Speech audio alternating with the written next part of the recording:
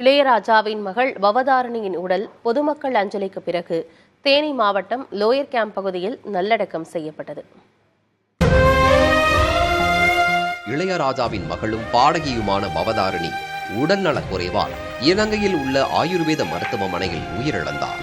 அவரது உடல் விமானம் மூலம் சென்னை கொண்டு வரப்பட்ட நிலையில் இளையராஜாவின் இல்லத்தில் பொதுமக்கள் அஞ்சலிக்காக வைக்கப்பட்டது.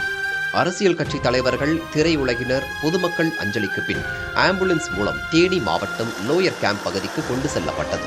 பவதாரணியின் உடலுக்கு உறவினர்கள், சுற்றுவட்டார கிராம மக்கள் ஏராளமானோர் அஞ்சலி செலுத்தினர்.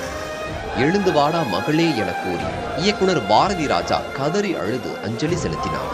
பெருந்துயரத்தில் கனத்த இதயத்துடன் மகளின் உடலை இளையராஜா பார்த்து கொண்டிருந்த நிலையில் நண்பனை தேற்ற முடியாமல் அவரின் கரங்களை பற்றியவாறு இயக்குனர் பாரதி ராஜா அழுதது காண்போரை கண்கலங்க செய்தது.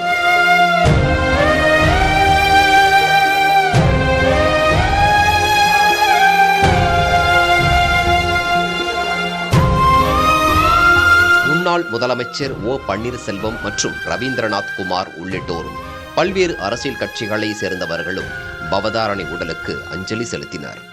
ட்ரம் சிவமணி, பட்டிமன்ற பேச்சாளர் ஞானசம்பந்தம் உள்ளிட்ட பலரும் இறுதி அஞ்சலி செலுத்தினர்.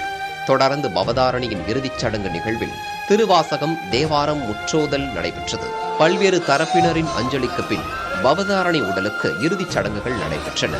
பவதாரணிக்கு தேசிய விருது பெற்று தந்த மயில் போல பொண்ணு ஒண்ணு பாடலை பாடி இளையராஜா குடும்பத்தினர் பிரியாவிடை கொடுத்தனர்.